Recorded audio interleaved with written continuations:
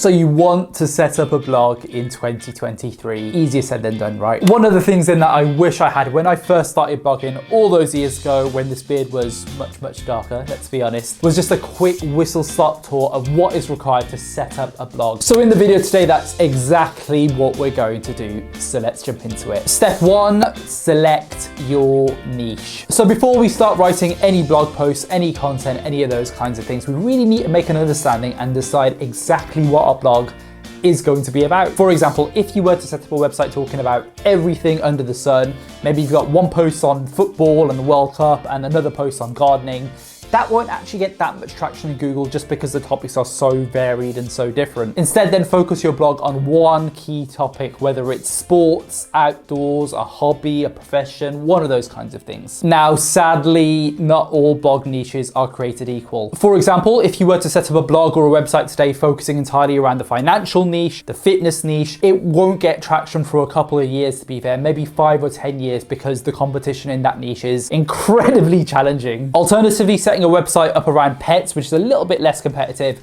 might allow you to be more successful in the short term. Think about your niche in more detail then. Think about what it is that you enjoy doing on your weekends, in your spare time, as that's usually a good bet to decide what it is that you're going to set your website up with. Step 2, undertake keyword research. So now you know the general topics that you're going to write about on your website. We need to actually determine if we can actually write this content by undertaking keyword research. Keyword research, search analysis, whatever you want to call it, it's just a fancy way of understanding what the competition looks like for the search terms that you're going to be writing your blog post on. Now the key here is to find keywords that have a low enough competition, which will allow you to rank, but high enough to generate significant amounts of traffic to your website every single month. Now there are a couple of different ways to do keyword research, whether it's the alphabet soup method, the people also ask method, or using keyword research tools like Ahrefs or SEMrush to analyze the competition. I'll be sure to cover this in another video. Aim then to find around about 50 or 100 keywords that you can actually write content and rank for, whereby it isn't too competitive. And a nice little sneaky bit of extra fair-head advice that I'll give you today is look out for forums, so things like Quora or Reddit, for example. As search terms that have those kind of websites listed there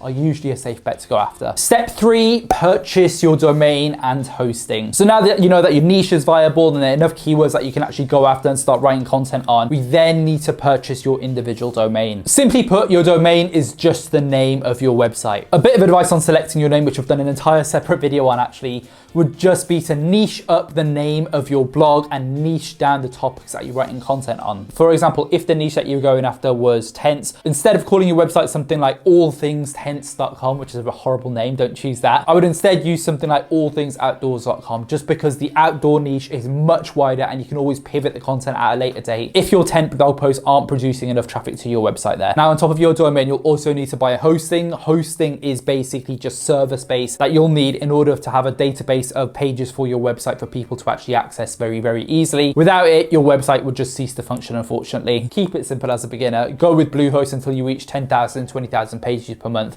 where you can then reassess going forward. Step 4, write your content. So the thing that you'll be doing more of than anything else when you first start your website is simply writing content. Now again, I've come up with an entirely separate video highlighting exactly how to write a blog post in more detail. However, to summarize in a very adjudicated way as possible, simply put, you just want to answer the question that you're going after in as much detail as possible. For example, if the keyword that the blog post was on was how to clean out smelly snowboarding boots, start by answering that question in as short and as simple as a way as possible in order to win the snippet there on Google. Once that initial question has been answered, you then want to go in as much detail as possible on that individual topic, and going in a lot more detail than your competitors would there as well. Some examples of headings for that individual topic would be how to clean polyester snowboard boots, how to clean snowboard boot blades, why do my snowboarding boots smell so bad, all of these kinds of different details, with a bunch of tables in there, with a bunch of expert advice in there as well. Just once again to make sure that your blog post is outranking anything out there on the market. And you might want to also increase the length of the content that you're producing there as well to be a little bit longer, because larger blog posts